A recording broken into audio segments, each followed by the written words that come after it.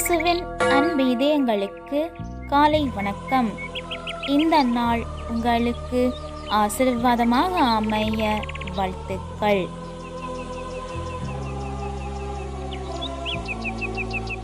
இப்புதிய நாளுக்கான ஆசீர்வாத இறைவசனம் திருப்பாடல்கள் அதிகாரம் 33 இறை வார்த்தை 11.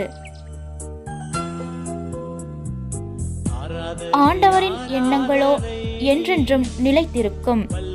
அவரது உள்ளத்தின் திட்டங்கள் தலைமுறை தலைமுறையாய் நீடித்திருக்கும்.